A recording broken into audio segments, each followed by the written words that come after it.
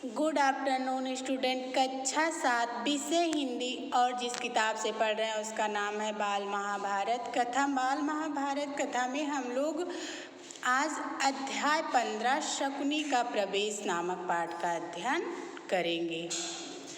आगे देखेंगे।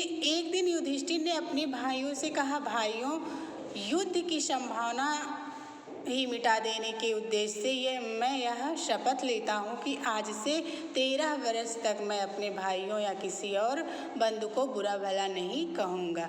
सदा अपने भाई बंधुओं की इच्छा पर ही चलूँगा। मैं ऐसा कुछ नहीं करूँगा जिससे आपस में मनमुटाव होने का डर हो, क्योंकि मनमुटाव के कारण ही झगड़े होते हैं। इसलिए मन से क्रोध को एक बारगी निकाल दूंगा। दुर्योधन और दूसरे कौरवों की बात कभी न टालूंगा, हमेशा उनकी इच्छा अनुसार काम करूंगा।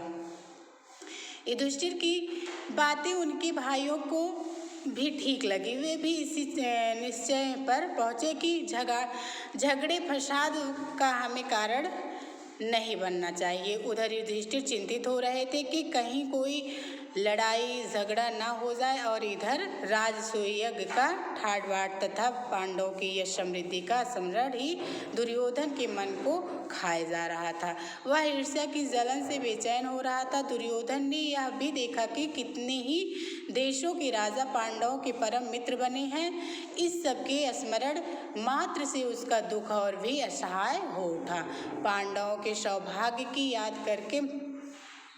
याद करके उसकी जलन बढ़ने लगती थी। अपने महल के कोने में इसी भांति चिंतित और उदास भाव से वह एक रोज खड़ा हुआ था कि उसे यह भी पता न लगा कि उसकी बगल में उसका मामा शकुनी आ खड़ा हुआ है।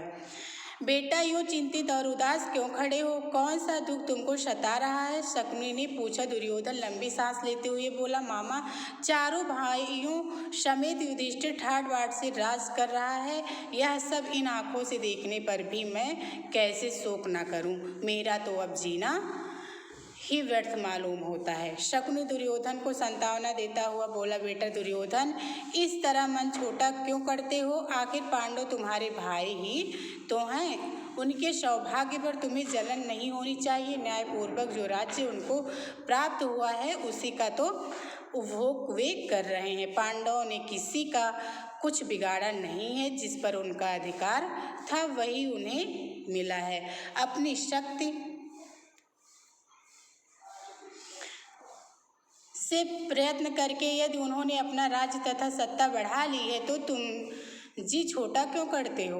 और फिर पांडवों की शक्ति और सौभाग्य से तुम्हारा बिगड़ता क्या है? तुम्हें कमी किस बात की है? द्रोणाचार्य, अश्वत्थामा तथा कर्ण जैसे महावीर तुम्हारे पक्ष में है। यही नहीं बल्कि मैं, भीष्म, कृपाचार्य, जयद्रथ, सोमदत्त सब तुम्हारे साथ हैं। इन साथियों की सहायता से तुम सारे संसार पर विजय पा सकते हो। फिर दुख क्यों करते हो?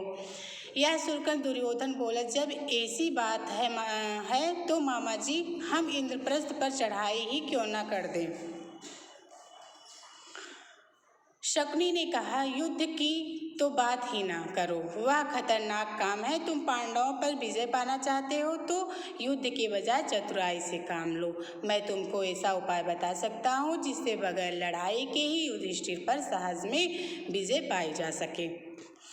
आगे देखेंगे। दुर्योधन की आंखें आशा से चमक उठी। बड़ी उत्सुकता के साथ पूछा, मामा जी, आप ऐसा उपाय जानते हैं? शकुनी ने कहा, हाँ। दुर्योधन युधिष्ठिर को चौसर के खेल का बड़ा शौक है, पर उसे खेलना नहीं आता। हम उससे खेलने के लिए न्योता दे तो युधिष्ठिर अवश्य मान जाएगा। तुम तो जानते ही हो कि मैं मजा हुआ खिलाड़ी हूँ। तुम्हारी ओर से मैं खेलूंगा और युधिष्ठिर को हराकर उसका सारा राज्य और ऐश्वर्य बिना युद्ध के आसानी से छीनकर तुम्हारे हवाले कर दूंगा। इसके बाद दुर्योधन और शकुनी धृतराष्ट्र के पास गए। शकुनी ने बात छेड़ी, राजन देखिए तो आपका बेटा दुर्योधन शोक और चिंता के कारण पीला सा पड़ गया।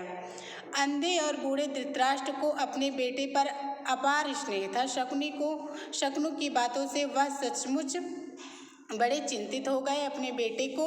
उन्होंने छाती से लगा लिया और बोले, बेटा मुझे तो कुछ समझ में नहीं आता कि तुम्हें किस बात का दुख हो सकता है। तुम्हारे पास ऐश्वर्य की कमी नहीं है, सारा संसार तुम्हारी आज्ञा पर चल रहा है, फिर तुम्हें चिंता काहे की। लेकिन शकुनी ने धृतराष्ट्र को सलाह दी कि चौसर के खेल के लिए पांडवों को बुलाया जाए। आज यहीं तक बच्चों, आज हम यहीं पर छोड़ते हैं, शेष अगले दिन। Thank you.